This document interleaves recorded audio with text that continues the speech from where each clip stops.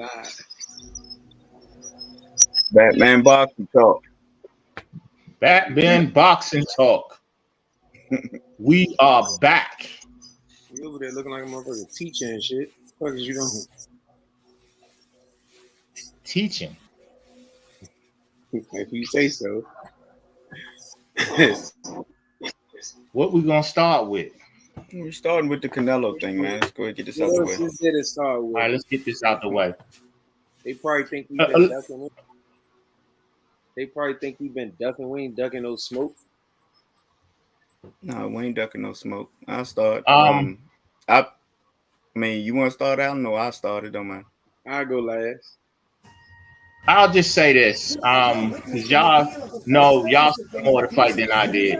But I'll say that I commend Canelo for taking the challenge of Bivol, and his career is not over because he lost the fight. All great fighters lose fights. It's part of the game. Hold on. Somebody TV live.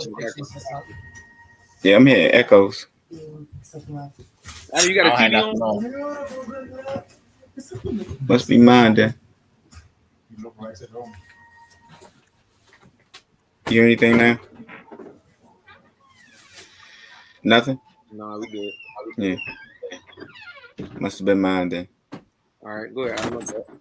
Yeah, and I mean, I see a lot of people jumping off of a bandwagon that, like I said, if you a fan of your fighter, you should not be talking about, I don't want to be a fan no more. He this, he that. He lost the fight. The shit happens. He's going to move on. He's going to beat the shit out of Triple G, and all y'all going to hop back on the bandwagon. That's all I'm going to say. Okay. I picked Canelo to win the fight. He lost. I was wrong. It's not the end of his career. He just lost to a fighter maybe that people didn't really know about until, Canelo brought him up. But out of the three people that he could have fought, or they was talking about him fighting, like over on the PBC side, Charlo, David Benavidez. You add Bivol, Charlo, and David Benavidez, and who is the better fighter out of those? Who's the fighter in a higher weight class? Who's the fighter? Who's the better fighter out of all of those? Bivol beats both of them too. So he took a tougher challenge. Whether y'all want to say it was a cherry pick going wrong, I'm not going to argue with the specifics about whatever. He took the tougher challenge. Even some experts said that this would be the toughest challenge that he's faced since Triple G. But y'all thought that it was trying to sweeten the damn fight when y'all realized that this boy really could fight. My colleague, B, he said if anybody could beat him, it'll be this guy. It happened. Like you said, Alan, there's no need to really talk. I don't give a damn about the fucking scoring or whatever. They got the decision right. So I don't give a damn about people talking about where they tried to rob him. Well, they tried, it didn't work. Okay. They got the damn decision right. I don't give a fuck about the spread or whatever. He did not get his ass beat like Arturo Gatti or anything like that. He was more competitive in the fight than he was against Floyd Mayweather, where he lost damn near every round. So y'all can say what y'all want to say. So therefore, I mean, that's all I got to say. The man lost the fight. I picked him to win. He lost. And like you said, Alan, the second what you said, if he goes there and you fight Triple G, he's going to stop Triple G. And then people going to be talking. And then it's not out of the realm of possibility that he stays at 168. He takes that PBC deal. He whoops Charlo's ass. He whoops David Benavidez's ass. Give Bivol a chance to unify up there and go back up and they fight again. It's not beyond the realm of, and a lot of stuff that Canelo didn't do in the fight that he could have done. I think he got happy with, cracking people's, eye sockets and shit and just, loading up. because even Bivol said, I mean, every punch he threw, it wasn't like he a hard puncher, but he was throwing every punch like he was trying to throw it, with all of his strength. That tires your ass out. So, I mean, I see some things that, he could do differently in a rematch. I don't know if, I'm not here to say it'll make a difference or whatever, but I see some things that he could do differently in a rematch. Not saying that Bivol won't come in and do something different, but that's where I'm at on it. He lost the fight. Shit, I was wrong. And that's why I'm here, It is. Go ahead, B. The moment y'all been waiting for. Hey, boom! Before he gets started, though, Mhm. one thing I said was that Bivol was able to control the pace of the fight, and I mean when you say that did the dudes in the PBC him fighting Charlo and Benavidez, do you think the chance that Benavidez does have is the pace that Benavidez would go in there and fight him at? Well, Benavidez has got one pace and that's straightforward. Right. Okay. I mean, and Bivol, Bivol switched it up on Canelo, man. When Canelo was coming forward, you know what I'm saying? And then Benavidez is, look, I'm not taking nothing away from Benavidez. I think Benavidez is a hell of a fighter because I think Benavidez is the only one talking, that's not waiting for, Canelo really. Shit, he's saying, fuck it, I'll fight Jamal Charlo. I'll fight Andre. I'll make these fights. So, when it comes to me at 168, you ain't gonna have no option. You know what I'm saying? So I'm not mad at Benavidez, but I mean that mano a mano shit. You just walking forward, you taking punches and shit, and just throwing yours off. Do you think Canelo just gonna be there to just take yours and you just going off in the fucking slugfest? No. So I mean, and with Jamal Charlo, I mean, good fighter. He a good fighter too. Got a hell of a jab. But he's, should I say, a good basic fighter. That's what I say about Jamal Charlo. He works behind his jab very well. He's a good basic fighter, and I don't know if Canelo takes that jab away from him, whether or not he'll be able to do anything different. That's where I'm at with it. I don't think they pushing the pace. Go ahead, B. They coming for me tonight. You see, hey Brandon, talk to me. I told you Canelo was gonna fold like a cheap tent. All good. But I think you in the last live stream had put up three. He had put up three upsets, and I want to say it was I think it was Spencer Ugas, it was somebody else, and then it was Canelo Bivol. It was Shakur, which he was. I think it was Shakur. It was Valdez. Valdez over Shakur. Bivol over. Canelo, I mean, Giovanni, you did get one right. You got the Canelo thing right. But if y'all remember, I said the one that I could see being an upset was Canelo versus Bivol. Yeah, I've been saying that. He said I'm looking salty. I'm gonna keep the same energy, and I've been keeping the same energy since the fight was announced. And you're a fan of the channel, so if you watch us the way that you say you do, you know that I've been saying since the fight has been announced that this was the toughest road. I've always thought that Bivol. I wish I should have chopped it up and had the receipts available, but I've always said that Bivol to me would be the fighter that could beat Canelo because out of the available opponents, out of Charlo, Benavidez, Beterbiev, Joe Smith Jr., to me, and I said the same thing. You can't do one thing all night and beat Canelo. That's not going to work. You can't just walk forward and throw punches. That's not going to work. You can't just box off the back foot all night and think that he's not going to catch up to you. That's not going to work.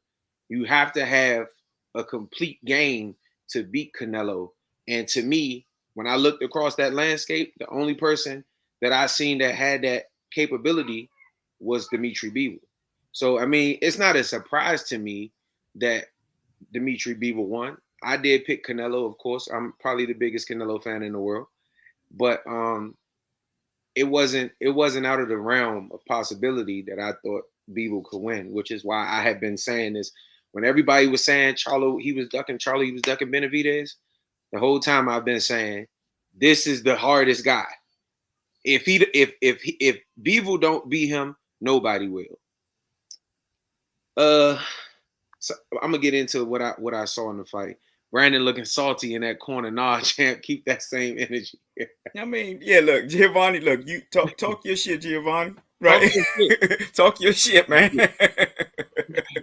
Talk your shit. He says in that Canelo rematch, Bivol is going to go down and wait, and then he's going to beat Canelo again and win all the belts. Now that's what I don't want to see.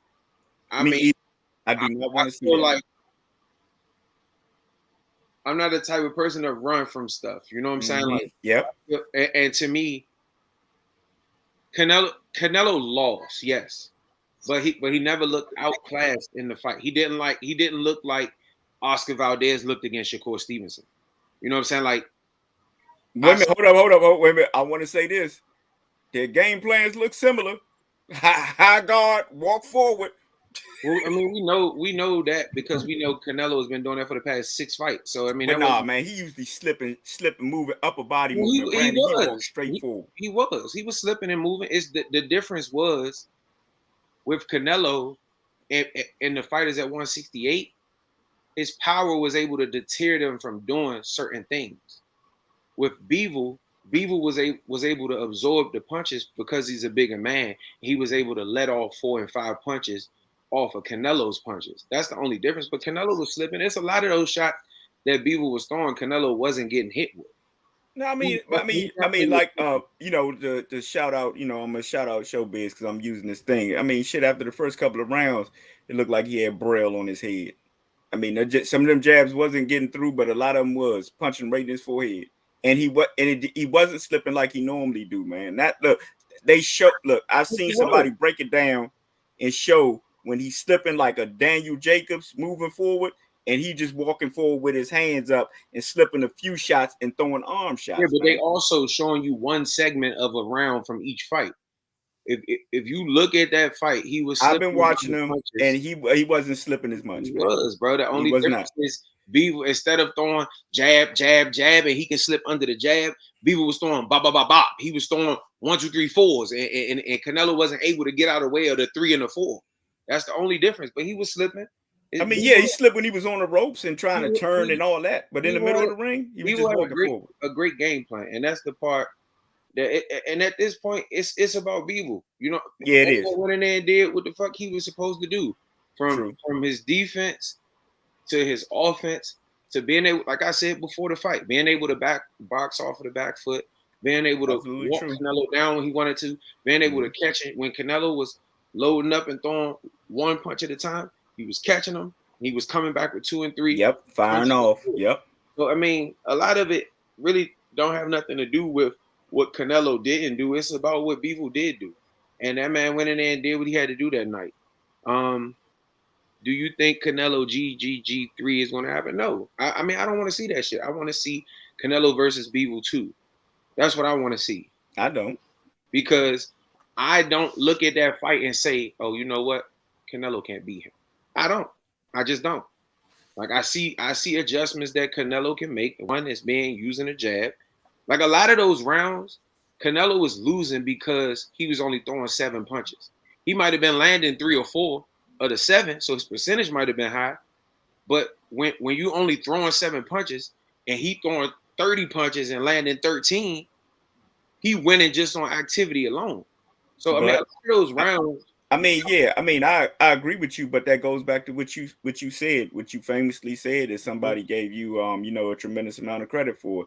Him hiding the fact that he still has stamina issues. If he throwing combinations, he's gonna be tired even faster. Right. But that's therefore, you know, like you said, the adjustments, I think a jab, but I don't know if he could beat Bivol. I'm not saying that he can. I'm not saying to beat it. I didn't see a non-winnable fight for Canelo. That's what I'm saying. Like when I look at that fight, I don't see Fury versus Wilder. You don't see Fury versus, you don't see Fury versus Wilder. Right. And I say that meaning outside of Wilder throwing a big right hand, there's nothing he can do to beat Fury. You see what I mean? I would rather see, like you said, Dan, you would rather see him go right back at Bivol. I would rather see him drop down to 168, beat the shit out of Triple G. We're not the type to run from problems. Nah, he ain't running from it. Shit. Nah. When you cross a bridge too high, that man was in there. You wasn't. Might have looked like it. I mean, at the end of the day, he said he wanted a rematch, so it ain't about me. I'm just saying that's what he wanted. Then I heard it. I mean, did he say he wanted a rematch? He said he wanted a rematch, and then he said he was leaving 175. Which one is it? I mean, I don't know, but because he said both. What I would like to see, go right back in there. You the best fighter in the world. Go back to the drawing board, make the necessary adjustments, and come back. Like, I mean, a smart man knows his limitations, and it's just quite possible that if he can't hurt that man, he can't beat that man. It's possible. You right, and that's what I'm saying. What if Canelo fight Bivol like he fought Triple G? Bivol too big to be walked down. Who is G-Man Z? I agree. I agree too. Is a versatile, and that's what I'm saying. I didn't see a non-winnable fight for Canelo. First of all, the man is already going to get the benefit of the doubt. That's first of all. Secondly, let's just take this into perspective. Canelo won 5 rounds. If he applied an inkling of pressure in round 11, he gets a draw. If he applies an inkling of pressure in round 12, he gets the fight. Like, it's not a non-winnable fight. This is a winnable fight for Canelo Alvarez. Yeah, just on the scorecard. With the game plan that you had beating the guys that were smaller. That's the only difference. I see a winnable fight for him. I think he's been fighting this way since, like you said, he moved up in weight. Right, because that has been his way of masking the stamina issue. But see, the thing is, Canelo never really ain't looked that damn good in the Kovalev fight. He didn't. I say again, I thought he was losing that fight. Exactly. At 175, he hasn't looked good, period. I mean, that's true. But I mean, what do you Kovalev just wouldn't sit down on his punches. Because he was scared. You can't. That's like me expecting Tank Davis to go in there and dominate Earl Spence. It's not going to happen. Nobody looks that exceptional when they go up that much weight. That's true. It's not. That's why I'm thinking that. I mean, winning. Like I said, I mean, everything you said. I mean, you're basing it on facts, and you're absolutely correct. By the way the judges scored the damn fight, if Canelo would have won rounds 11 and 12, he'd have won the fight. If he'd have won round 12, it would have been a draw. If he'd have won one of those 2 rounds, it would have been a draw. So, I mean, of course, like you said, factually, you're talking correctly. But, I mean, looking at I don't know, like I said, with the exception of a jab, and maybe, I don't know if he just got – this is a wake-up call for Canelo. He could just walk through everything, land one shot, crack somebody's eye, they're going to quit or knock him out. It's a wake-up call. And so this is another thing. When you look, and this is why I try not to look at CompuBox, because wait a minute, hold up. Yeah, personally, I don't care to see a third Triple G fight with Canelo. I think people will understand Bivol. Underestimated Bivol. Yeah, okay. Underestimated Bivol. A lot of people. Do y'all think Joe Smith Jr. and Bivol can happen, or he already beat Joe Smith Jr.?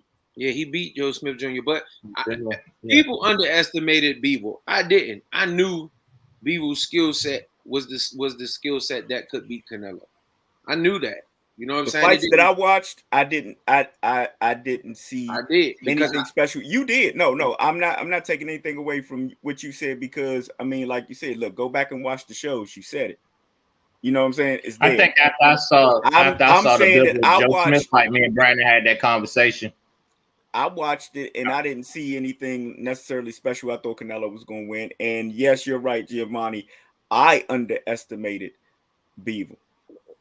But I mean, going by, Brandon's expertise, I was saying the same thing Brandon was saying, basically, like, okay, if there's anybody that could beat him, it'll be them. I mean, the fact is that the man is 175.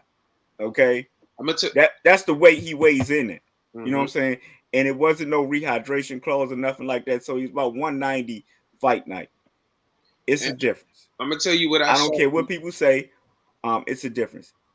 See, one thing about me and our past shows, our past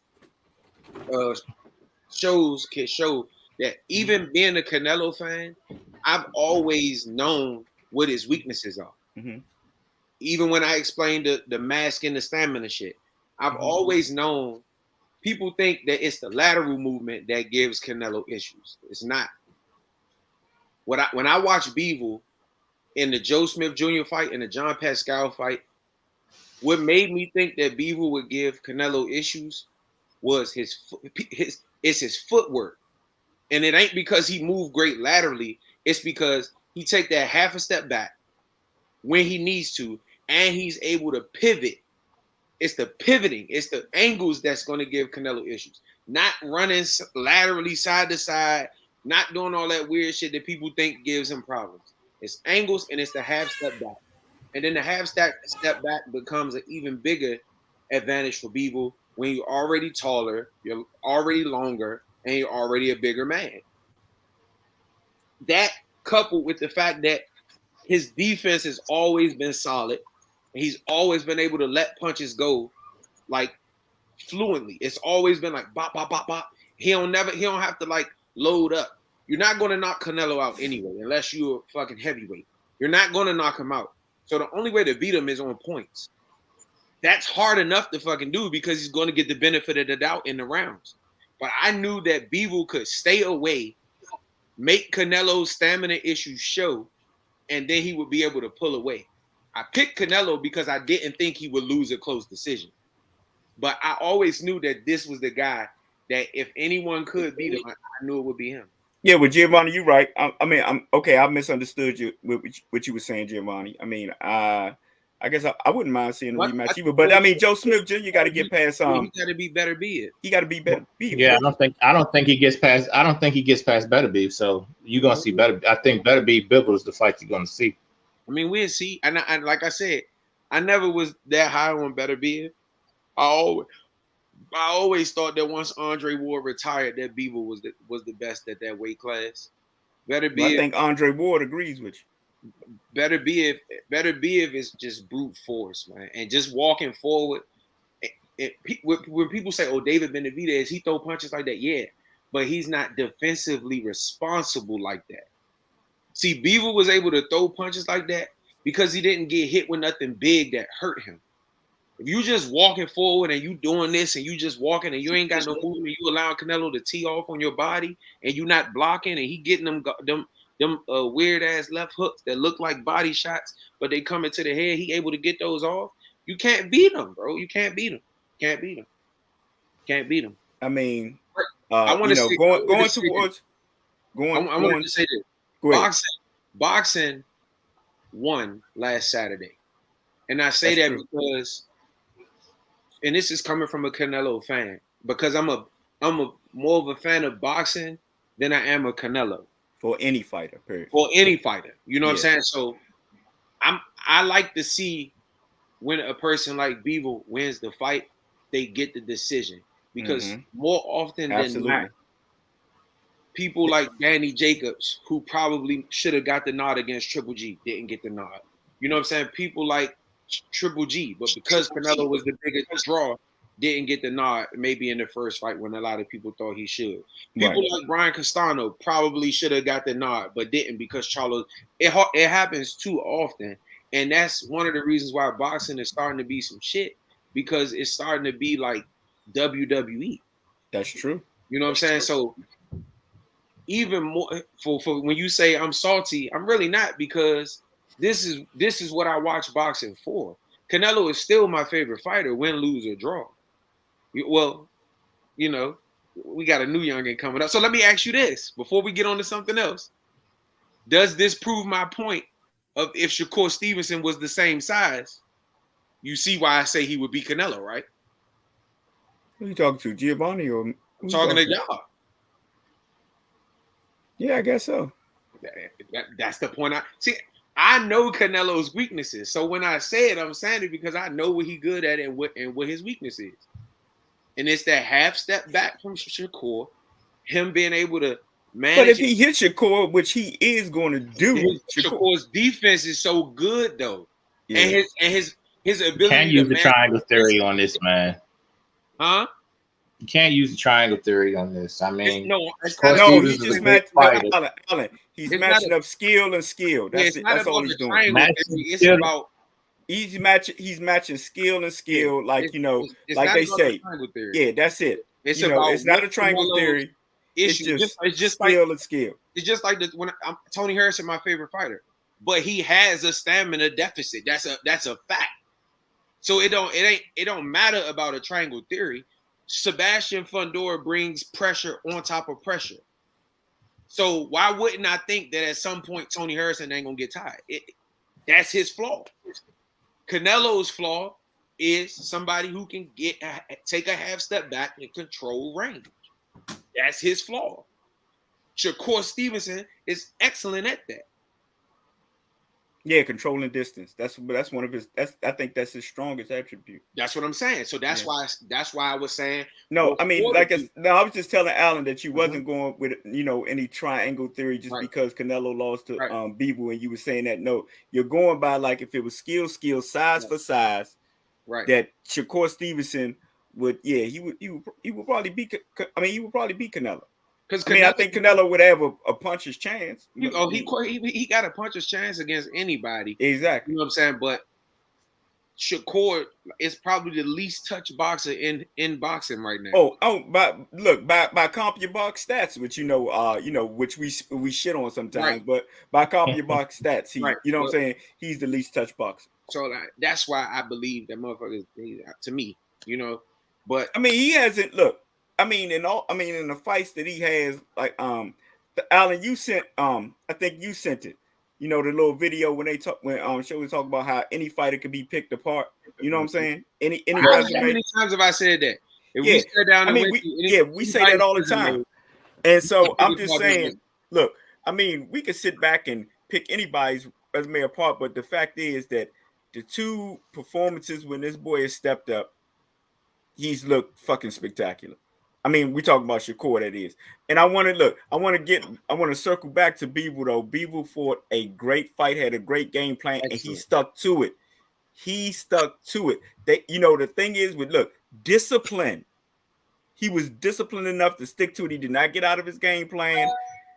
Canelo was throwing hard punches. He realized that, so he really started. You notice how he started. Every time Canelo would throw a hard punch, he give him something back when he was trying to rest. This is for the people saying that Canelo didn't make adjustments and stuff like that. He made adjustments. He just didn't make the right adjustment, because the first adjustment was trying to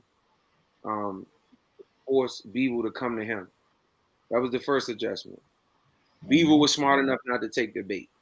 The second adjustment, which I think he went away from, was trying to break Bivol down. If you notice in the beginning, he started throwing a lot of body punches, and then he kind of went away from it, like towards the third, maybe fourth, fifth round, somewhere in there. That's because Bivol showed up that though, because you notice how Bivol crouched, so you hit an arm now. Right. He crouched on it.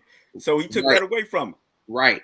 But then the third adjustment Canelo made, which is the reason why the CompuBox numbers look so widespread, is because his third adjustment was trying to hit him on his arms to bring his arms down. I think that was from the beginning. But those punches aren't scoring punches. Exactly, like Ryan Garcia said. Right. So Canelo landed a lot more punches than CompuBox says. But they weren't scoring punches. They wasn't scoring punches. Yeah. But I don't think Canelo's thought process was, I'm trying to score. No, I'm trying to take his jab away from him. I'm trying to take shit away so that I can do what I need to do. Alan, that's that Rocky Marciano stuff. You said it, Alan. Marciano all the way. That's Rocky Marciano. Beat the damn arms, shoulders up, whatever they give to you. That's what old trainers used to tell you to do. If you can't hit them, hit what they giving you. Yeah, Gio. So I ain't never ducking no smoke. I'm gonna always show up. Don't ever forget it. Win, lose, draw, whatever. I'm gonna be all right. here. Now, look, we off that unless anybody got anything else to say about Canelo. We got a good fight coming up this weekend. Yeah, we definitely do. Who we at? We got Yep, Charlo versus Castano. Pre-fight predictions. Watch the weigh. I mean, not the weigh-in. I'd be so pressed to say the weigh-in. Man, what is it? Oh, it'd have been real good. The press conference. The final it'd have been damn good if I knew Spanish. Yeah, the final presser. Did you see it, Tony? No, I didn't see it. What happened? I mean, well, look, I mean, more than likely, Charlo was talking and you probably couldn't follow him. Well, he stayed a little more on topic this time. It wasn't too. Really? Yeah, he did. Yeah. He actually did. Yeah. Or y'all just trying. Y'all saying a joke. Come on, I'm thinking now. I know he did go off script one time, but other than that, for the most part, I don't remember him going off script. I remember him when they asked him. He said, "I'm going to win because I'm a black African American, and God blessed me with something that He didn't bless you with." Like, and that's what he. Wow, that's what he said. That's what he said. Wow. So, hey. and then now prove it. Yeah, now you got to go out there and prove it. Yeah, now prove it. Because he blessed. Look, you had that same blessing the first fight that you arguably lost. Yeah. So prove it. I did see when he said that if I get him in trouble this time, I did have him heard. Hopefully I can get him in trouble earlier and get him out of there. Yeah, I heard him when he said that. Yeah. So then they said something about Castano said something about he had home field advantage, so that's why he didn't get that's why they gave him a draw. Right. He was like, but we at LA. And then Charlo was like, yeah, that's my home too, nigga. This is America. And then he started saying USA.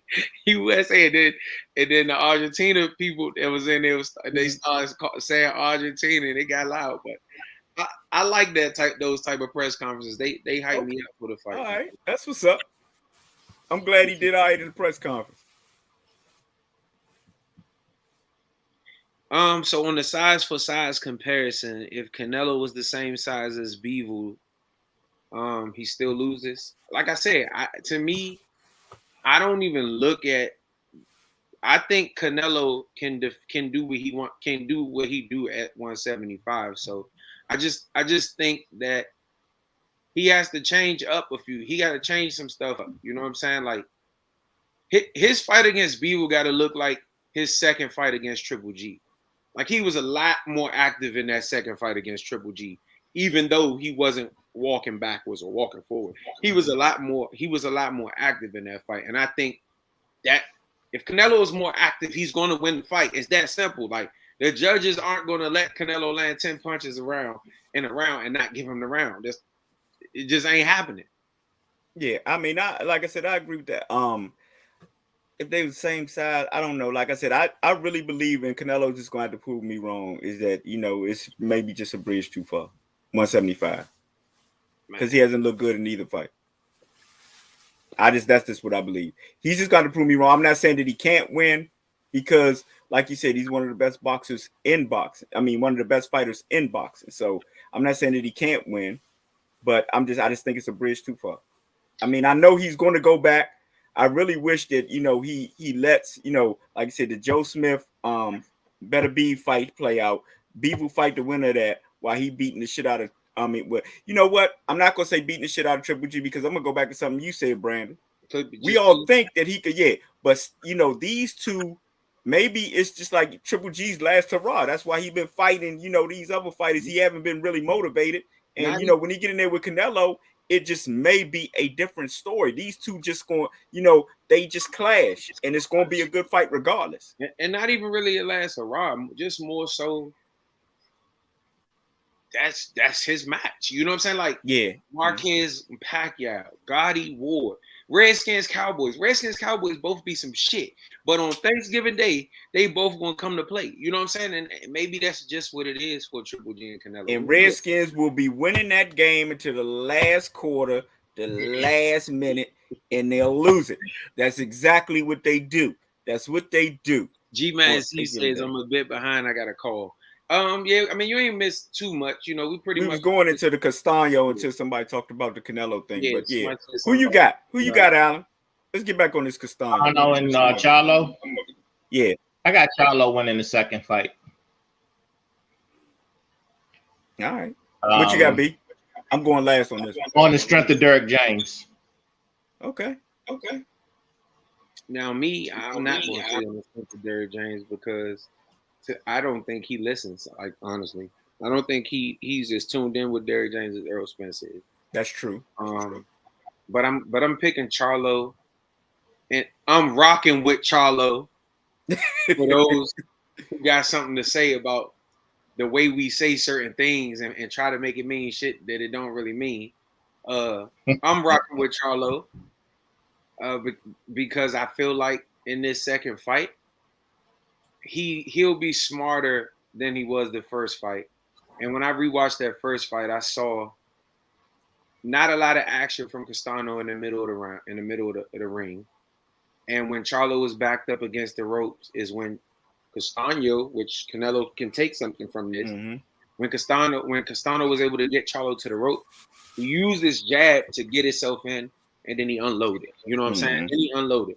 And he was able to catch Charlo with a couple of left hooks in those exchanges and hurt Charlo, I want to say twice in the same round. But I think if Charlo can be smart and box like his brother, this fight, jab, jab, jab, jab, jab, just go jab crazy, it should be an easy fight for him. And I think in the later rounds, he can stop him. Like 8, 9, 10, somewhere in there. I can see him stopping him. So I'm going Charlo by knockout to become the undisputed junior middleweight champion of the world. My prediction, just simple, Charlo. That's it. I'm just going Charlo. That's it. I'm going with Charlo. I did watch, the first fight, and like you said, a lot of times that he got hurt, that boy got a chin on him too, because Castano caught him with some good shots. We both got a nice little Yeah. So, but I think, like you said, if he goes in it with the mindset of like, I am going to outbox him, and then, you know what I'm saying, if the knockout comes, it comes. I think he wins the fight easy. But see, Charlo has fell in love, like you said, with his power, because he's been stopping people and he think he can stop everybody. Yeah. And sometimes that doesn't necessarily work. So we just saw that last week. Exactly. We just saw it last week. Yeah. So therefore, if you go in with the mindset, I'm gonna keep this jab in your face, I'm just totally outbox you, I'm gonna keep you in the center of the ring, and when you open up, I'm gonna crack your ass. And if I get you hurt, I'm gonna try and get you out of there. I think it's Charlo. You just gotta let it come to him, you know. Exactly. Yeah, and not try to force it. But like, the second what you said, Alan, what you said about Derrick James, Earl Spence even said that like our attitudes are different. You know what I'm saying? Like I listen more. But I think I saw growth with him in the last fight with was that the Rosario fight?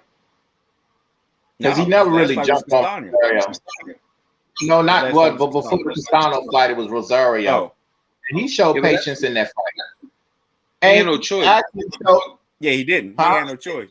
He had no choice but to show patience in that fight. Wait a minute. Who got all this up? Because I'm hearing Allen got his phone straight up and down, so the volume probably bouncing back up. Turn your phone to the side. Hold up. Hey, Alan, how you doing? I thought you was on one of them like drug shows where they didn't want to see your face. You know what I'm saying? You backing up. Say something.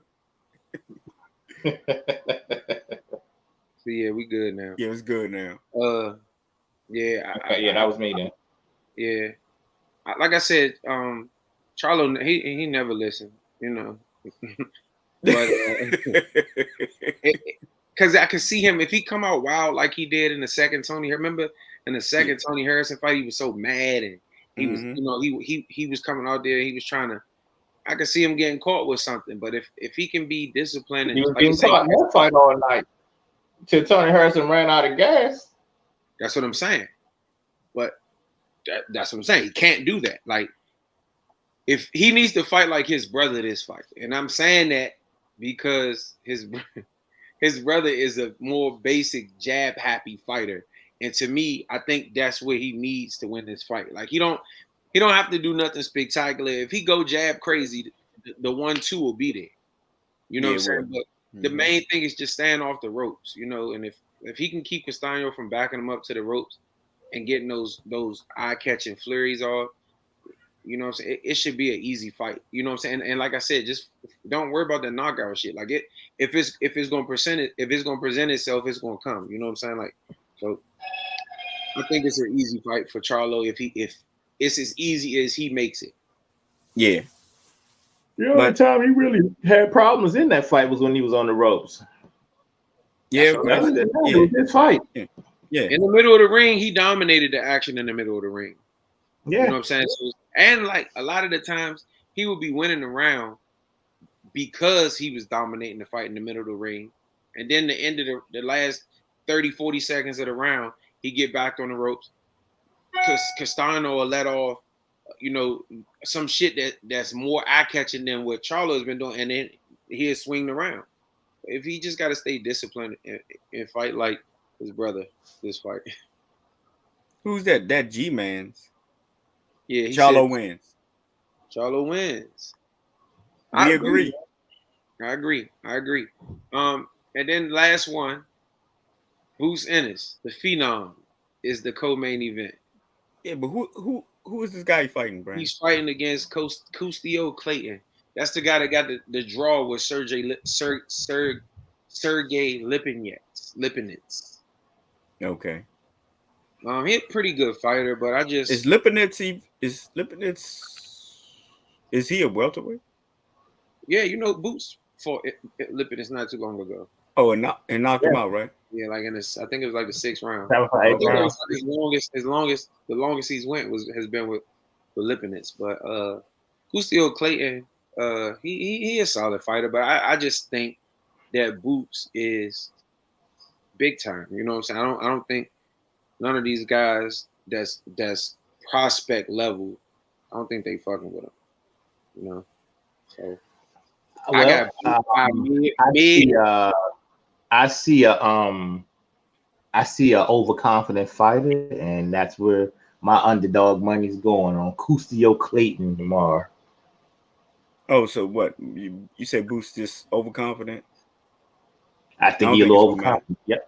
I don't think it's gonna matter, but I mean, I don't know too much about the guy. I'm just going off the strength of Boots, and with matchmaking, you're not gonna put him in there on a main card like this with somebody that dangerous. So I don't expect this kid to win, but like I said, anything's possible. He can fight. I mean, it really.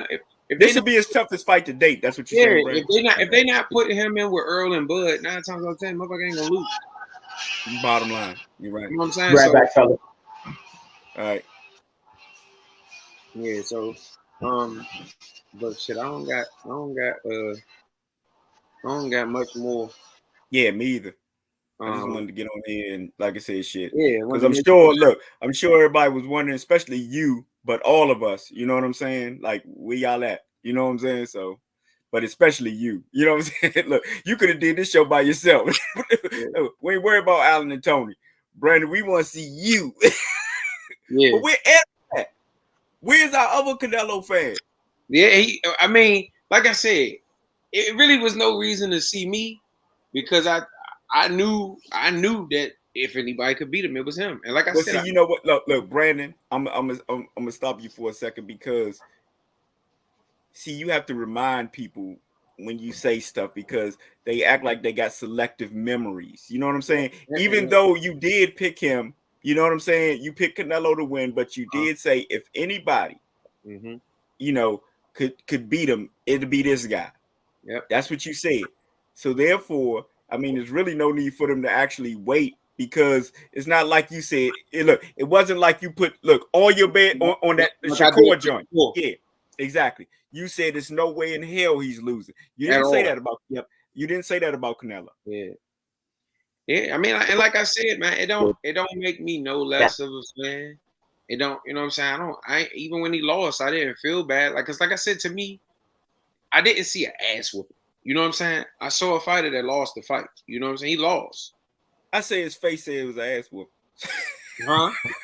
I say his face said it was an ass whooping. But what I'm saying when I say ass, I'm messing with you. I'm not trying to debate. I'm just saying his face said it was ass whooping, but no, it wasn't totally outclassed and just got. Right. I mean, of course. When I say ass whooping, I'm talking about like you can get hit with a couple punches and your face will puff up. That ain't nothing. Yeah. I'm talking about like Floyd Gotti, Floyd Morales. I didn't see it. Yeah, that's just like a total, like you said, ass whooping. Yeah. I seen a fighter that lost on the scorecards. But you know how people say, look, if you and Allen got in a fight in the street and you won or Allen won, I would be like, you got your ass beat. An ass out though. That's the difference. You said what? I'm gonna knock his ass out though. That's the difference. Knocking who out? Allen. Man, you ain't knocking Allen out. If we fighting on the street, I'm knocking Allen ass smooth out. Allen ain't gonna sit there and box at your big ass. Him knocking his ass smooth out. You gonna swing. Allen going, yeah. Allen going to take your whole fucking both of your knees out. You gonna be in a wheelchair. Those are. We go from boxing to football. Yeah, exactly. Tackle that motherfucker. I tell you what, that motherfucker tackle me. He going in the F5. I'm gonna put his ass in a motherfucking wrestling. Brock Lesnar. Brock Lesnar and shit. Yeah, now he Brock Lesnar. Yeah, right. Brock Lesnar. One thing you talking about street fight, motherfucker. We ain't boxing. I can do what I want to do. That's right. That's right. But That's right. I think this is good for boxing because it is. It's great for boxing because he lost. I'm not going to forget the fact that just 3 weeks ago, this man was the face of boxing, and with him going undisputed, I see a lot of fighters now interested in going undisputed. I mean, and with him losing, if he comes back from this loss, I'm not giving him credit. I'm not giving him that credit. No, because they were going for undisputed before Josh Taylor, Teofimo. I don't care what nobody say. Teofimo Lopez, Terrence Crawford. Okay. But no one follows that guy. People actually follow this guy. And like I said, with him losing, if he comes back, I think a lot of fighters will stop being I don't want to say scared to take chances, but maybe more willing to take chances because, like I said, it's not the end of your career if you lose a fight. Well, no, you shoot. Look, they say Canelo lost. You crazy? Do you think? Look, you think Charlo going? I mean, the big Charlo. You think he get ready to say, "All right, I'm gonna fight David Benavidez and Andrade now"? No, he is different for Canelo because Canelo's already made $500 million in boxing. Yeah, that's true. So win, lose, or draw, it doesn't hurt him.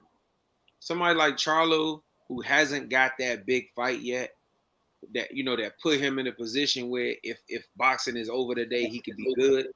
It's gonna be different for somebody like that, And I mean, they may have money that they can, like I said, that they can survive, but they haven't made the type of money Canelo made. And Allen, like you said, a loss. When you're the big star, when a loss, you're still the biggest draw in boxing. That's it. Still. People will tune in, like I said, whether it's Triple G or Bivol 2, they're going to tune in because they want to see Canelo's next fight. Yeah. Yep. That's it. Bottom line. So, but there is a difference between being the face of boxing and being the best fighter in boxing. That title belongs to Mr. Junior. Who? I'm sorry, Spence Jr. Who says who? Says me. Allen. No, the best. I know you going with Shakur. I know you rocking with Shakur, but for me, it's Earl Spence. The best fighter in boxing, but regardless of weight class, is Mr. Stevenson. I'm sorry. Like you said, you going with Spence. I'm sorry. If Earl Spence and Shakur Stevenson was to get in the ring and they both were 140 pounds, my money on Shakur. Going with Spence. I mean, you have every right to. Spence is a great fighter. Spence is a great fighter. Yeah. Just like if a motherfucker Canelo fan, they got every right to pick Canelo or whoever. But they all in the discussion. So I mean, they did. One thing. Look, one thing before we get off here, we do want to talk about how they did Shakur dirty.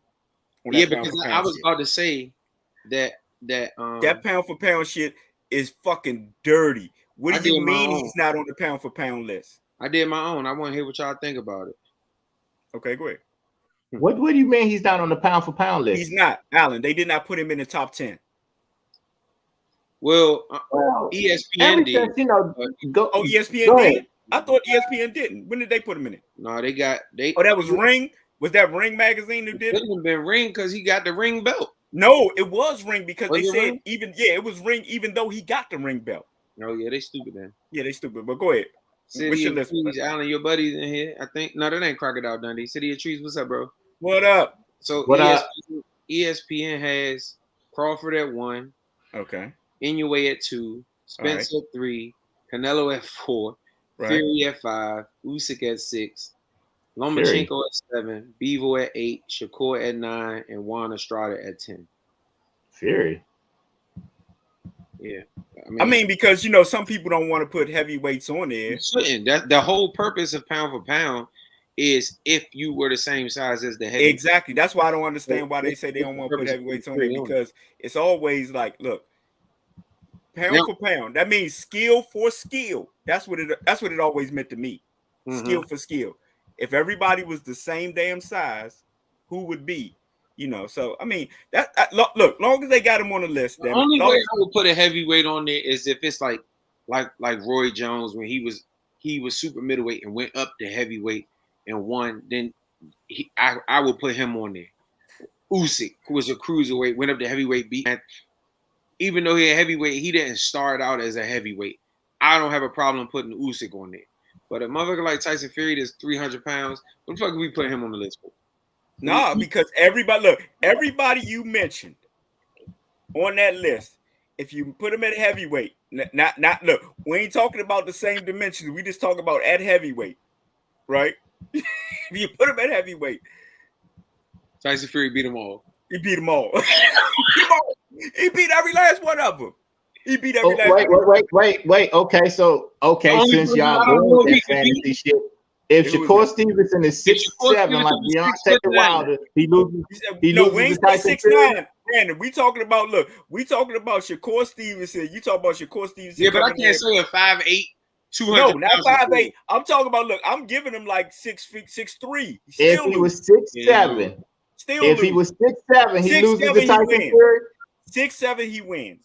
It's a lot of fighters. If they were 6'7", they would be more competition for Tyson Fury, but they're not. And see, look, you cannot take Tyson Fury's greatest attribute away from him. That's why I wasn't gonna put everybody at 6'9" or 6'7". G-Man Z said, "Where's Canelo on you guys, pound?" I'm about to get mine now. All right, great. So number 1, I have Usyk. Okay. And remember, I put Usyk at number 1 before Canelo beat Caleb Plant. Yeah, you did. Great. And when Canelo beat Caleb Plant, he moved back to 1. Usyk was 2. Okay. I have Usyk as 1. I have Crawford at 2.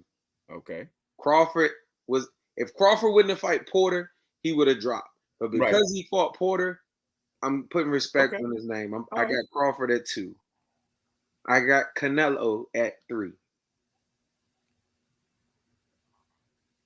Alan dropped out on that. Alan dropped out on your head. You know what? I got Canelo at 3. I got Spence at 4. I have Jermell Charlo at 5. I have Inoue at 6. Okay. I have Shakur Stevenson at 7. Okay. I have Dimitri Bivol at 8. I have Gervonta Davis at 9. And I have Lomachenko at 10. Okay. That's not a bad list. I think I would probably switch to Spence and Canelo. I would probably, I don't know if I would put Bivol a little higher. Because like you said, Bivol made it, but you know what? Bivol even said, they was like, do you think that you did? He said, I was fighting a smaller guy that don't belong in the division. I respect the hell out of that he said that. You know what I'm saying? Yeah, he's a great fighter, but he was a smaller guy. So yeah, no, I like your list though. I do.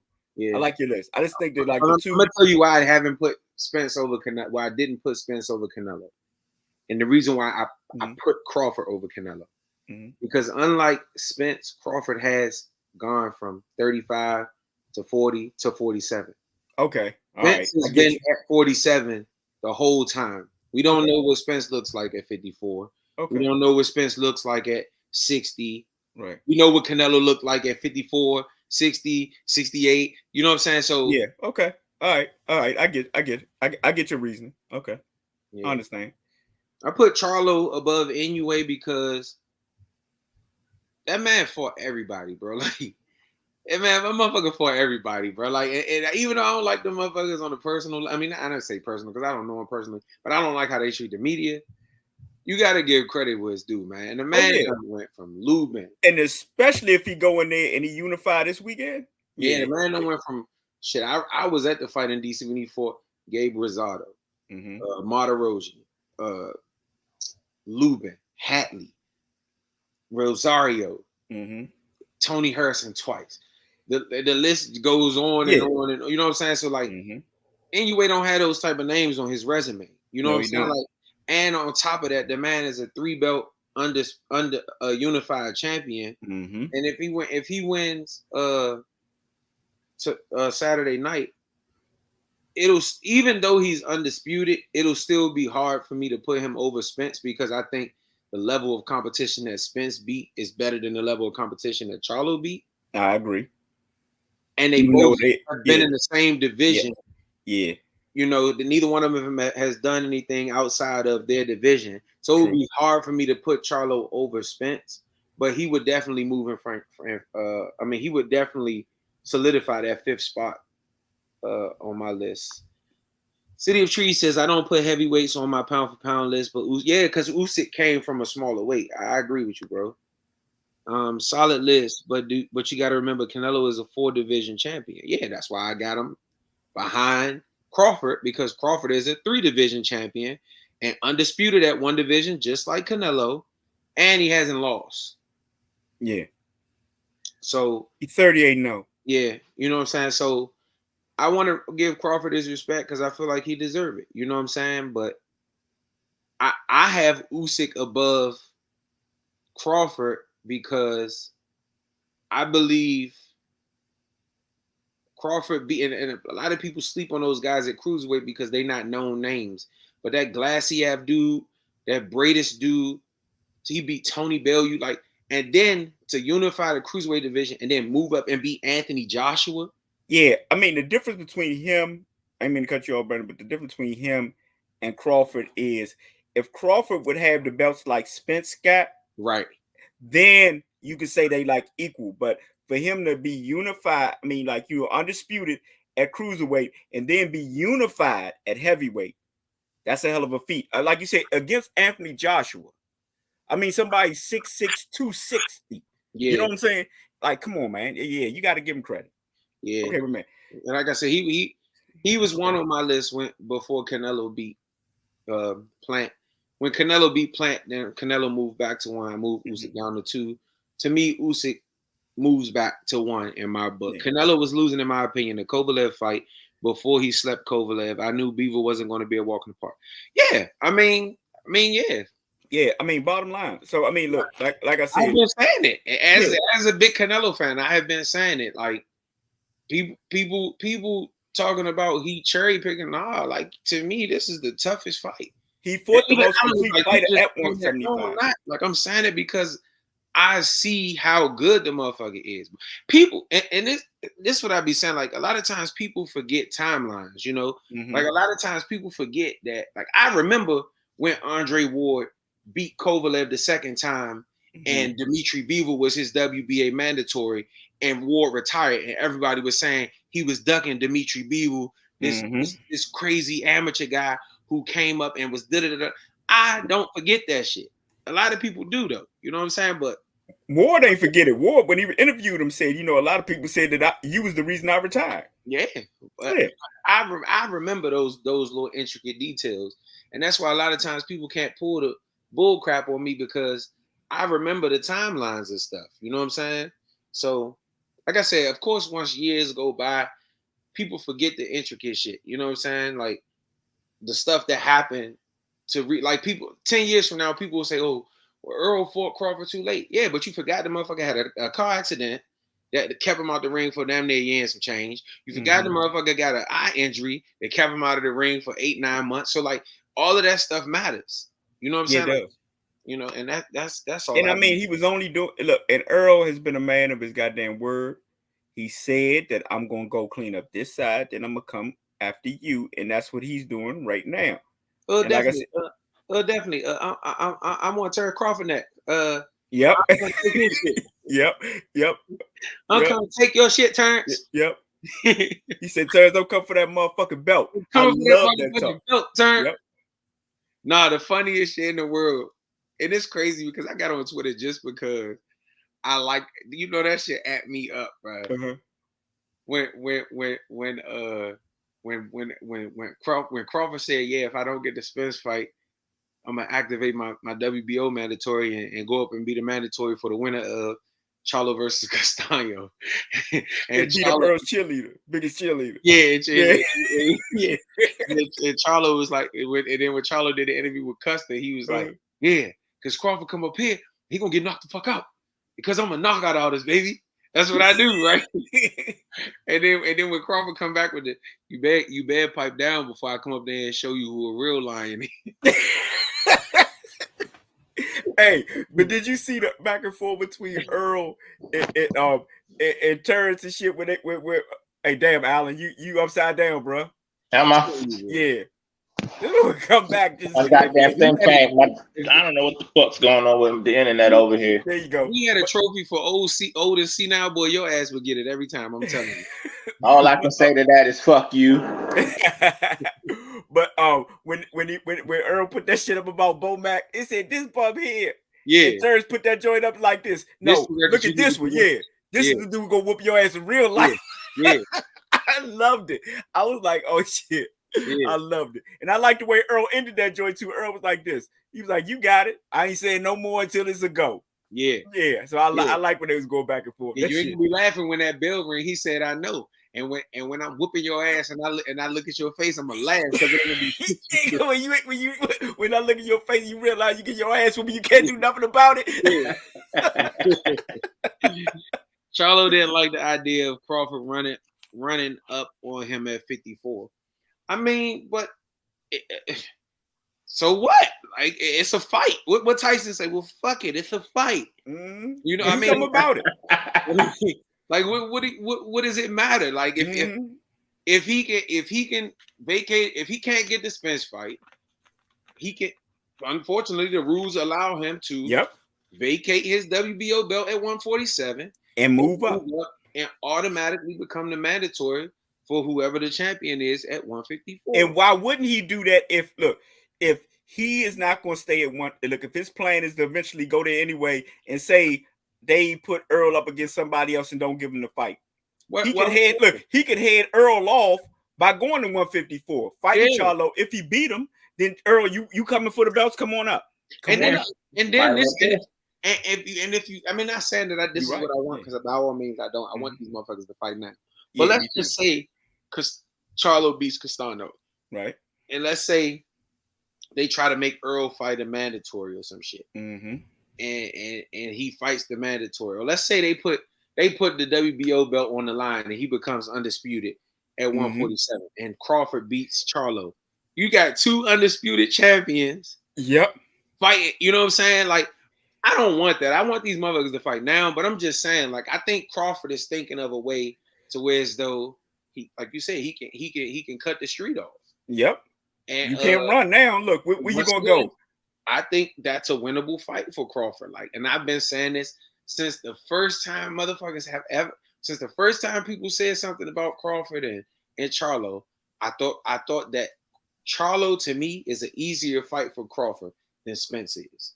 You think that coming up from 135 ain't going to affect him? It might. I don't think so. I think the tougher fight will be against Earl Spence.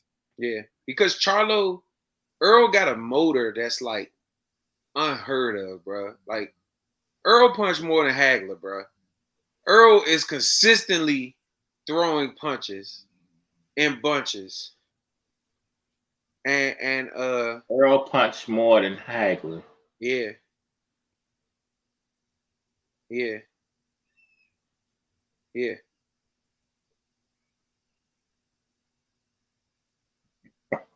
Gotta go back and look at some damn Hagler fights, I guess. Yeah. Yeah, we gotta go back and look at some damn Hagler fights, because I mean Hagler wasn't a non-stop puncher. But, exactly. You know, he just wore you down. Right. I don't know if every fighter Earl Spence was a non-stop puncher though. Shit.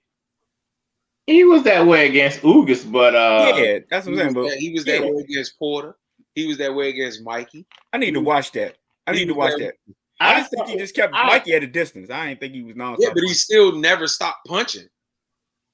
He outboxed Mikey, but I mean, as far as what he did to Ugas, just a straight ass whooping like that, That was an ass whooping. People say he outboxed Mikey, but they saying that from a systematic standpoint. It wasn't like he just stayed on the outside. No, it got to a point, just like in the Ugas fight, where Earl got in that zone and he didn't stop punching. Hey, let me throw something at y'all, because this brother wait a minute, hold up, wait a minute, Alan. Go ahead. This should fight Bud now or risk losing to a mandatory. Ortiz boots are dangerous ops. I don't think neither of those guys beat him. I don't think neither of those guys beat Crawford. I think Spence mandatory would be Staniosis. Yeah. Yeah. It would be Staniosis? Yeah, I think that's Spence's mandatory. If he had to fight a mandatory, I think it's Staniosis. Yeah. But they're talking about giving him, they're talking about him having to take step aside money for the Terrence Crawford fight to happen.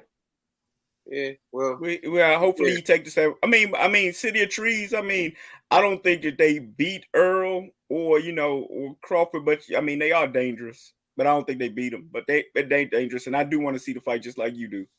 I don't want to see them fight no mandatories, no nothing. Damn it, it's time to do this fight. Do it now. Damn it. That's it. Do it now. And that's all we got. We've been in here over an hour, man. Biggest fight in boxing. Yeah, and like I said, man, nothing is in the way. All the belts are on the line. Oh, another thing why are they? This is one thing that I don't like. This is what I'm gonna say. Now, if Ortiz was it Vic, right? The boy Shakur just fought. His last name Ortiz, right? No, Valdez. Sorry, my fault. Valdez. If Valdez would have won that fight, do you think that every question to him would have been, when are you going up to 135? No. But because it was Shakur, when your next fight gonna be at 135, you gonna fight somebody at 135? When all, like you said, Brandon, all the damn belts tied up at 135. Why the fuck is he fighting somebody at 135? No, there's no point. Go exactly. You still got 2 belts to collect down there, don't you? Exactly. But they trying to rush him out the goddamn division all of a sudden. No, I think he needs to stay down there, become undisputed. Yep. Because, like you say, Devin Haney is tied in for at least 2 fights. Let's just say that. Yep, at least 2. Yep. Because he does have a third fight, but they both fight for the same company. So that third fight could be Shakur. Yeah, it could be. Who's got that?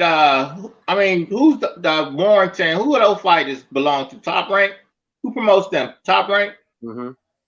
No. Well, should be easy fights to make. Shakur gonna unify down there. If Devin Haney gets through, look. If Devin Haney gets through, George Campos, which I picked Devin Haney to do, but after watching the JoJo Diaz fight, JoJo Diaz was catching Devin Haney with some shit that I didn't quite remember. Look, and I was thinking about you, B. I was like this. Yeah, no, they're not the same. They're not. I mean, he was getting caught from like the outside though, and that just don't happen to Shakur. Shakur different outside of them straight rights. Once he was able to time them, and like I said, Shakur starts getting hit when if he don't want to get hit, he won't get hit. Yeah. But when he get into feeling like, okay, this motherfucker can't hurt me, I'm about to stand here and start teeing off. Then he'll get hit with some shit. But outside of that, motherfucker don't get hit if he don't want to, bro. That motherfucker is superb. His management of distance, that's all I kept hearing from experts and everybody alike. His management of distance is like second to none. He got his distance down. Just like, Earl got his distance down when he attacked and, and he had the right angle to throw them body shots and stuff. Earl got his, but I mean, Shakur, like I said, that little step back, he know that I'm still in range. You're not, right? You're not going to be able to hit me. Little step back. Man, that happened, man. Like, y'all thought I was crazy. So you telling me, yes, I'm telling you, if Shakur was the same size as Canelo, he beats him. He beats him because Canelo's Achilles heel is not the lateral movement. Mm-hmm. Canelo already got short arm. So a motherfucker taking that half a step back. If Canelo has to fight faster than he wants to, he's going to gas. Shakur's not going to get tired. Like look at his poise. Look, You see how calm and watch when Devin fight in 3 weeks. Watch how jittery and watch how he looks. He like I say, he fights. He just fights like a professional amateur. He fights like an amateur that just turned pro. It's like I can't explain it, but I can see it. You know what I'm saying? It's like with Shakur just looked like a seasoned fighter. He looked like a seasoned fighter, bro. He's gifted. And like I said, because he's not super flashy like Shakur. I mean, like Boots, and because that's what makes him special. That's why I say he gifted, because even though they say Floyd was, like one, if not the most like fundamentally sound fighter that people have known of, but Floyd could get flashy too. Shakur is just gifted. Just a good fucking fighter. That's it. I know what I can do. You can't beat it. I got a number of ways to beat you. None of them flashy, but I'm just gonna beat your ass. Yeah, and like you can't do nothing about it. It ain't no just little jab, this, jab, that. Like you said, yep, it's the whole. Yeah, he has the whole thing. And if he start, like you said, we always say about man strength, but if he start punching harder, like if he move up and start punching harder, then people really in problem. They got a problem. I'm telling you, and they got a big problem. But I see with Shakur and Devin, it's like Devin. It's like maybe this will make it make sense. It's like Devin is trying to prove how good he is versus Shakur knowing how good he is. Yeah, that is. And Devin gets hit. You know why? Because everybody talks about Devin's punching power. See, it's a mental thing, mental strength. Time out on that, though. What? Age. Devin's, 2-3 years younger than he is? No, they like the same age. No, I think he's a year younger than Shakur. That's it. A year younger. Okay. But no, Allen, he's been fighting longer than Shakur as a professional, because he started at like 17 or 16 or somewhere in Mexico. I'm just saying, a mental thing. Shakur don't care if you say he doesn't have punching power. Just like Floyd didn't care at welterweight if I'm not knocking these guys up. They're not running through me. Valdez wasn't running through Shakur. So therefore, look, I don't care about the punching power. Devin Haney seems like he tries to prove that I can punch hard and I can stay in there with you. Shakur is one of them ones where you could try the mental games, they're not going to work. I'm still going to come in and do what I do. Yep. Devin Haney is one of them ones like you could get in his head a little bit. Well, all you're going to do is boxing and run around and all that, and hit me with your little feather fist. He going to try to get in there and prove to you, I ain't got to do that. I could beat you this way. I could beat you that way. And he be getting caught sometimes. And you could tell he's worried about what people say about his power. Exactly. Yeah. Even was that Linares when he went to see him after the fight? He was like, yeah. How was my power? It's like, nigga, who cares? Like, you know what I'm saying? Like, who gives a fuck? Like, you won. Which fight? It was the Linares fight that he got clipped. Yeah, when he asked Linares, but I think you asked him that. Yeah, how was my power? And Linares told him, look at my face. Do I look marked up? Like, nah, he ain't say that for real, but I'm just saying.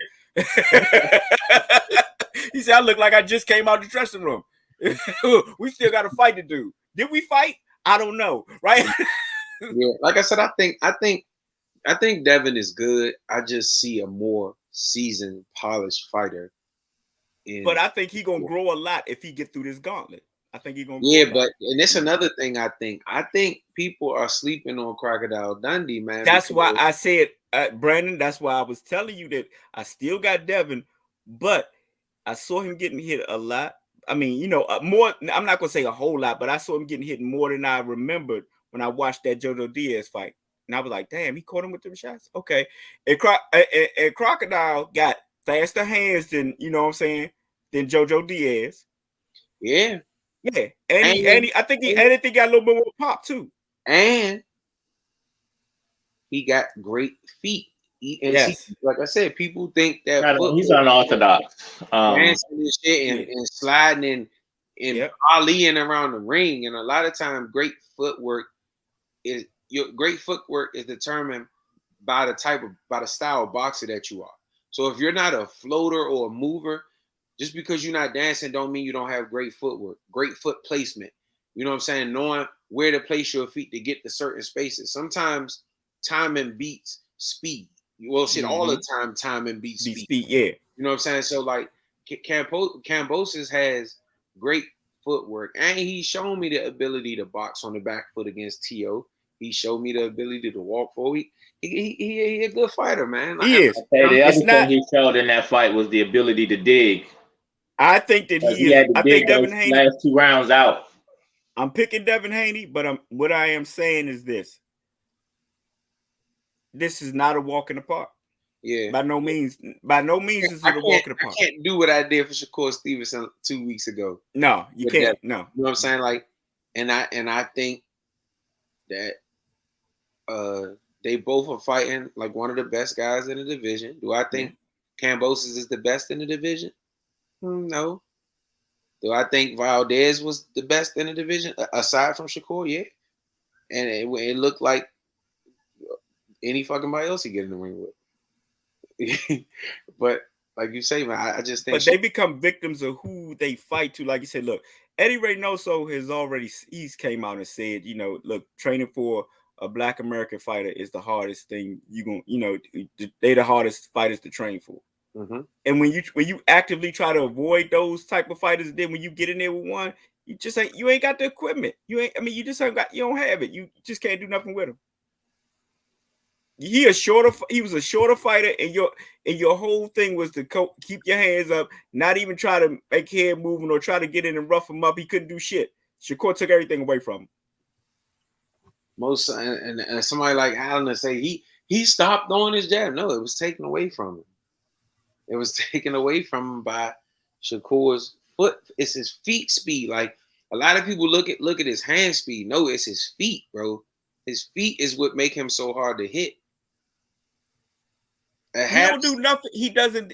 I'm telling you, he doesn't. Like I said, he's not flashy with anything. Spectacular, but everything he do is like it's like Spence. Like when you look, but he's just not as gritty as a Spence. Alan, look, a reference you would know, right? He's Iceman on Top Gun. look, you just fly steady. Right? Look, and you just wait for you to make that mistake. Just fly steady. I got you. You do everything just great. I think he's just like great at everything that he does. And like I said, and he's mastered one thing, distance. I look at Shakur like I look at LeBron. And I say that because Alan's shaking it. and I say that because when you look at LeBron, he's not the best scorer. He's not the best shooter. He's not the best defender. He's not the best rebounder. He's probably not the best at anything. But if you looked at his stats across the board, he's going to be the most consistent across the board. And that's what makes him the great player that he is. Yeah. So you look at Steph, you say, well, Steph can shoot. Yeah. But Steph not going to get you 13 rebounds. Steph ain't gonna get you 4 blocks. You know what I'm saying? You can say, oh, Rudy Gobert gonna get you 13 rebounds. Yeah, but he's not gonna get you 35. And you know what I'm saying? Like LeBron is the most complete. And that's what makes him the player he is. And it's the same with Shakur. Shakur don't got the most power. He not the fastest. You know what I'm saying? But he's the most complete across the board of those younger fighters that I see. Yep. I agree. I mean, because only thing LeBron comparison was off, but I agree with it was not off. It wasn't off. Right. Why was it off? Because you have your own perception of what you feel about LeBron instead of what the truth is. And the truth is, do he score like Jordan? No. But is Jordan going to do everything that LeBron going to do? No, he's not. That's the bottom line. You know what I'm saying? I mean, like you said, look, Alan, look, you make LeBron is a great all-around player. Shakur is a great from what he's shown so far, he's a great all-around fighter. Yeah. That's it. You're gonna have some, like he said, you will have a flashier fighter like a Boots, right? You will have a flashier fighter. Defense ain't like Shakur. It's not like Shakur's, exactly. You see what I'm saying? Because look, you allow like when we know, like, of course, one of my favorite fighters of all time, Roy Jones Jr., greatest athletic fighter like ever. Right. I mean, gifted. But with the, look, with the gifts, he wasn't like, fundamentally like, like a Earl Spence, fundamentally sound. We know Roy wasn't that. Right. Roy got away from shots because he was God gifted. Right. You know what I'm saying? He saw him coming like other fighters probably don't see him coming. He got out the way of him.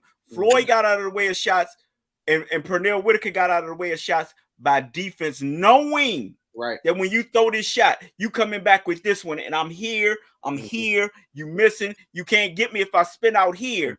You know what I'm saying? And all of that. And they break it down to the lowest common denominator, to where as though if you throw your overhand right, only 2 punches you can throw after that. Exactly. You can't throw another right. You can only throw a left hook to the body or a left hook instead. Exactly. So I know what I have to. I know what I have to defend for. So, and that's how methodical LeBron is, and Shakur Stevenson. You know what I'm saying? So where you can say, oh, Boots, you gonna look at Boots and say, oh, he jumping out the gym. He did a 360 windmill. But you gonna look at motherfucking LeBron and say he in the finals. You know why? Because he leading in every statistical category in finals history, and the motherfucker, that's what Shakur is. You know what I'm basically saying? Allen, one of your favorite players in the finals when Magic had to play every position. He was able to do it, right? Yeah. Okay. There it is. That's what we're saying.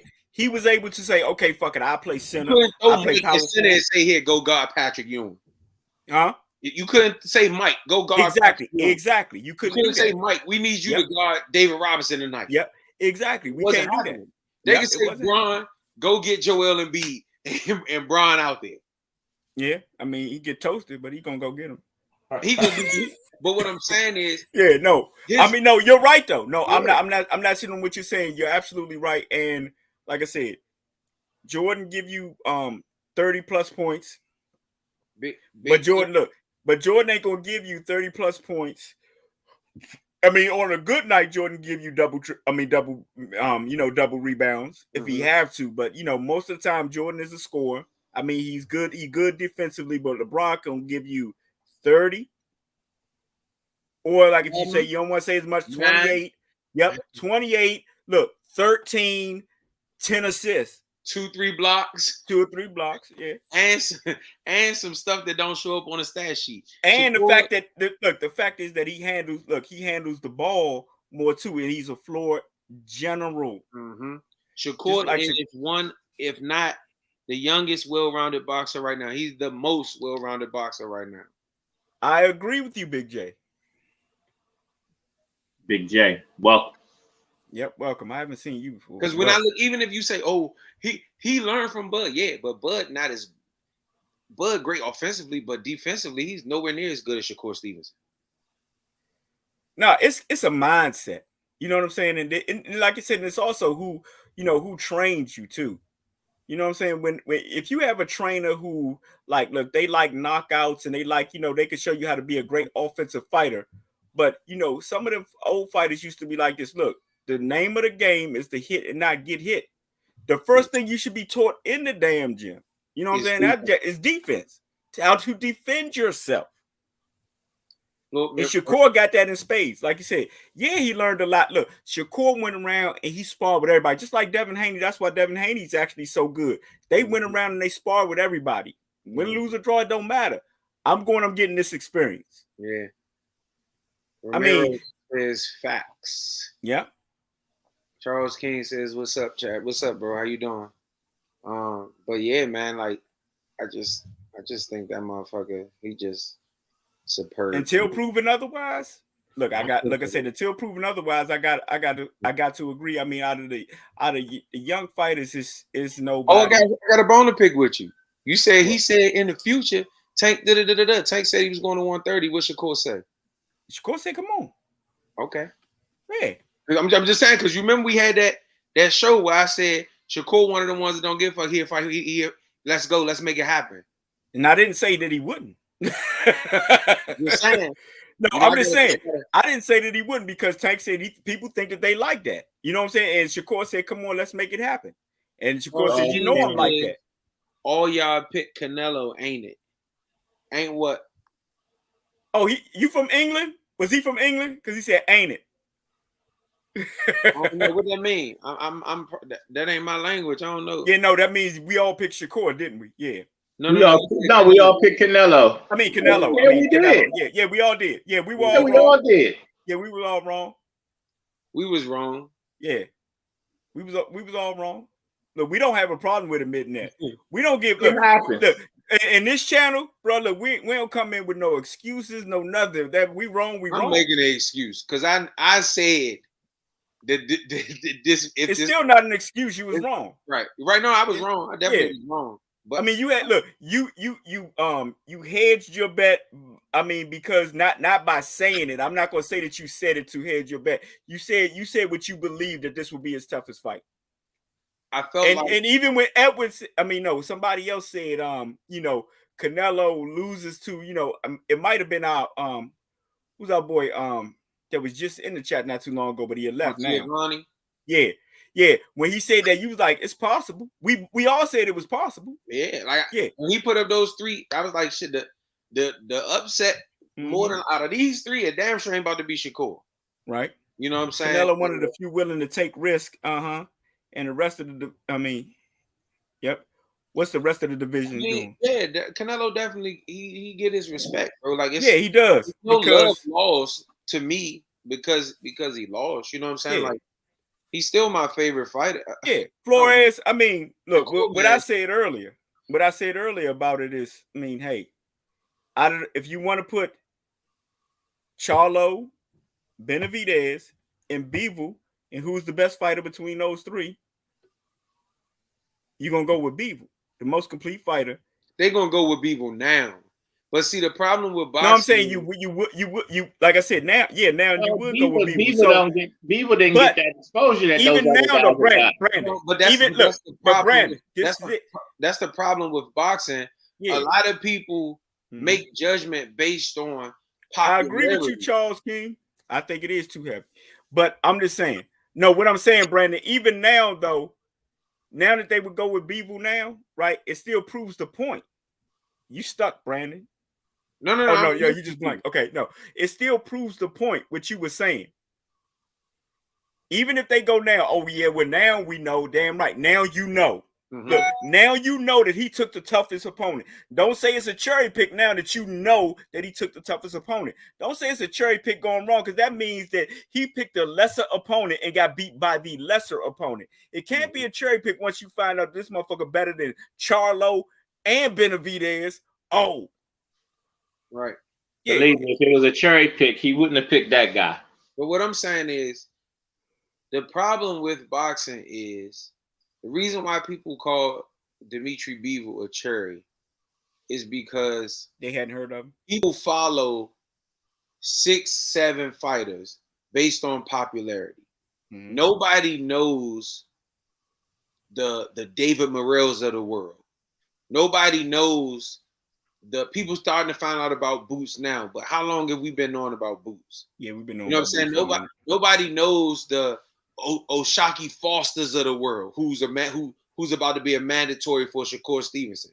So guess what? If Shakur Stevenson fights his mandatory, because they don't know O'Shaquie Foster, they're gonna say he's a cherry pick when a motherfucker can actually fucking fight. That's who it was, Alan. I was trying to tell you. Remember a while back about somebody being his mandatory, and they was talking about this dude is real good.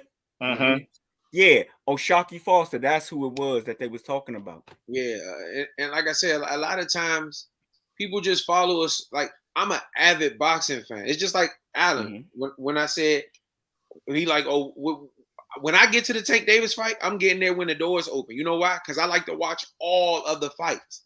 Right. I'm a boxing fan.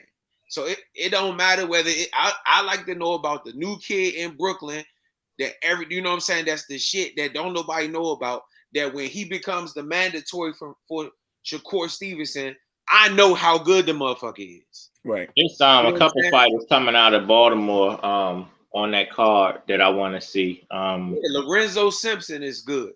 Michael Warren. Michael. I think his name either Mikael or Michael Warren. I mean, a lot of those guys be good. Ammo Williams kid out of Texas. Money Powder fourth. Like, I watch everybody. You know what I'm saying? So That's why I was saying the whole time, Bivol's skills, bro. He can fight, bro. It ain't no he cherry picking. No, even Callum Smith. Like people can say what they want to say about Callum Smith, but Callum Smith was destroying shit. Before even when and this is another thing when I say I don't forget timelines. When Canelo Alvarez fought Rocky Fielding, the narrative was, he just trying to squeak past and get a belt because he don't want to fight the real champion Callum Smith because he know what Callum Smith would do to him. Then when he beat the shit out of Callum Smith, now all of a sudden he was a Euro bum. But that's because half of these people on here who swear that they avid boxing fans can only tell you about 4 fighters because they following who their favorites. Yeah, of course. Like I said before the show, I'm more of a fan of boxing than I am of Canelo Alvarez or Spence. Or any fighter, period. Yeah. Because at some point in time, Spence is going to be gone and it's going to be somebody else here. Yep. Just like I was a huge Floyd fan. He's gone. Now there's somebody else here. I'm a Canelo fan. His time will be up soon. Shakur is coming. And it's a revolving door. Alan, who's your fighter now? He likes Spence because he reminded him of Hagler. Yeah. You Spence, right? Alan. That's Alan. Is he frozen? Nah, he's frozen. Oh, I'm about to say, oh my God, this dude that fell asleep with his eyes open. Here we go, Tony. This is the one I forgot to ask you. What? You say, do you think Brian will go for Pitbull? Yeah, he gonna beat Cruz even though that's my man. Even though that's my man. Oh yeah, that's my man. Isak all the way. Isak. But I told you, size, man. Size difference, man. But Isak gonna fuck that. Isak knocking him out. But I'm going Isak all the way. I'm going for Isak in the fight, but Isak gonna lose. He can't. Ryan damn near 6 feet tall, man. Isak 4'3". I mean, like not 4'3", but 5'3". Come on, man. Rock with your man Isak. I am rocking with him all the way. I'm cheering for him. Charles King says, right, boxing is entertaining. Yeah, man. Like I just love boxing, bro. Like like I said, sometimes I just come in and just watch old fights. I just love boxing, bro. But like I said, a lot of times these fans, they just be fans of certain fighters, and those are the only fighters that they watch. So like I said, when Canelo picks a Callum Smith, or let's say Floyd Mayweather picks a Marcos Maidana, people only knew that Marcos Maidana was good because he beat Adrian Brown. Had it not been for that, nobody would have known who the hell Marcos Maidana was. You know what I'm saying? So like, I watch all these motherfuckers, man. Like I said, I told you about Prime Time before people started knowing when he was Lil B. Yeah, you did. You know what I'm saying? So like, yeah. I like a lot of these little motherfuckers, man. Like, so I be knowing when fighters is cherry picking. If you go pick Samuel Vargas or somebody like that, or old ass Brandon Rios, then you cherry pick. Isak Cruz cherry picked when he chose Yuriorkis Gamboa. But you said Gamboa was gonna win. Man, I said that shit because I was going against you. Nah, man. You said no, stay in your ground. I said Isak knocking that motherfucker out. You said Gamboa winning. Isak knocked his ass out. I said that shit to fuck with you, man. And he gonna do the same with Ryan's knee. Gamboa 61, nigga. We know damn well Gamboa ain't winning no damn fight. Exactly. Gamboa was old. It got stopped though. Devin Haney couldn't stop. Devin Haney ain't stop him. Tank ain't stopped to the left round on a bad wheel. Canelo gonna rock with Isak instead of Ryan Garcia. Of course he is, Big J. Isak, baby. Isak all the way. Isak all the way. That's Tony, man. That's my main man. Little Isak, my main man. I'm telling you. You only like Isak like I like Shakur, huh? It's like Isak all the way. I told you. I said if they were the same size, Isak whoop a Canelo. So let me ask you this: when Shakur move up and they give him Isak, then what's gonna happen? Isak gonna destroy him. Let me keep this. We had the 1 minute and 34 minute. Yeah, we gone, man. 4 minute mark. Let me make sure I keep this shit, boy. I'm telling you. Yeah, that's right. You keep that. Because then when they fight, look, Isak knocking out Ryan Garcia. Look, because he gonna hit him in the knee. He gonna hit him in the knee. Ryan gonna have a bad wheel. You know what I'm saying? He gonna stop Ryan. That looking like Isak. A lot of people starting to like little Isak, man. Of course, man. Little Isak. Look. We all picked Tank to knock little Isak out. That motherfucker, he rumbled Tank ass, man. Yeah, but man, I mean, he lost the fight clearly. You know what I'm saying? And Tank had a bad. Cool. You said what? Isak get his ass in there with Shakur. No, he ain't gonna be able to catch him. But I tell you what he gonna do. Look, he swinging that wild shit at Shakur the way he was swinging that Tank. And he gonna get his ass beat. Yeah, he gonna get his ass beat. No, listen, no, seriously, no, look, seriously, what he's not gonna do is he's not gonna do what Valdez do. He gonna swing that wild shit and he gonna come after him. Man, and Shakur gonna have to just counter him all day because he's gonna stay on Shakur's ass. Weird ass shit. I guarantee you, it won't be just sitting back picking little like Valdez apart. Shakur gonna have to be right moving. Bet it will. I bet it won't. I bet he go after him more than Valdez do. How much you want to bet he go after him more than Valdez do? Watch, they're gonna be like, I'm telling you. But he still Virgil? I don't know. I haven't heard nothing from about Virgil since he pulled out of that last fight. What, Ortiz? Yeah. What's going on with him? I don't know, like some health shit or something. He had to pull out of the. Remember, Blair Cobb, the night that he lost, he was supposed to be the co-main event to Virgil Ortiz, but Virgil Ortiz had to pull out for health. So reasons. He moved up to the main event and got whooped. Got whooped.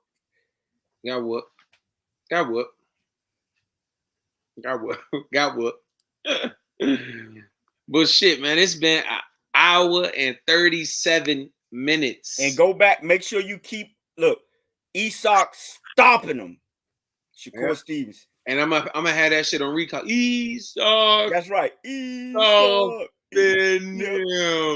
Yep. Isak. And I'm gonna call you. You better answer the phone. Will Isak go upside his motherfucking head? When Canelo lost, didn't I? Go upside his head. I'm just telling you. Allen must have said, "Fuck us." Yeah, he be like, shit. Look, we over today like over an hour and a half. So yeah, it's time to get off. Cricket. We appreciate you too, Flores. Yeah, appreciate y'all for coming in here, man. Yeah, definitely. Man. Like I said, we're gonna try to do more of these. I don't know if I doubt if we going live before the fight. Maybe we might do something after Charlo Castano. But I'll try to put it up in advance so that y'all know in advance, if we gonna go live. But shit, we right back again next week. David Benavidez. And then the week after that is Tank Davis and Rolly. And then the week after that is Haney and Kambosos.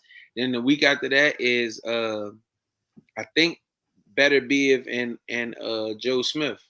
I'll tell y'all right now, if Rolly knocked Tank out, I'm not coming on it.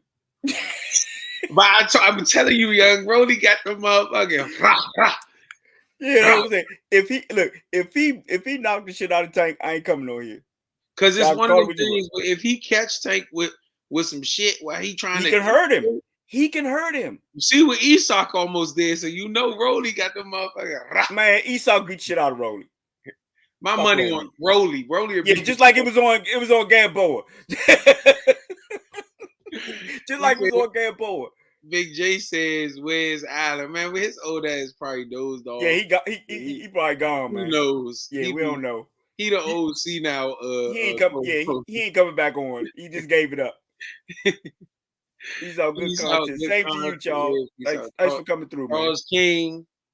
King. Charles King, Big J, Ramiro Flores. Yeah, that's all I see. He shout y'all out. Appreciate y'all for coming. And I don't like Ryan for trying to pick on my boy either. Talk about blow this up. The little Isak fight. He tried to pick on my boy. City of Trees. Appreciate you for coming in here. Yeah. We appreciate all y'all for coming through. Yep. Giovanni. Yeah. I told you I was going to show up. You thought I was going to I'm going to always show up. Edwin, you better show up in the next one. Win, lose, draw. Yeah, Edwin, we missed you, brother. Yeah, we missed you, brother. Where are you, Edwin? Yep. Hey, Allen in the chat talking about Isak by KO. My man. Isak over everybody. Isak against the world. Against the world. Look, who's your number one? I mean, what's your pound for pound list? Isak. Isak. Yeah. Isak. Oh, yeah. Yeah. And last but not least, Isak. Isak. All right, man. Batman Boxer Talk. Batman Boxer Talk. Oh, man, we out.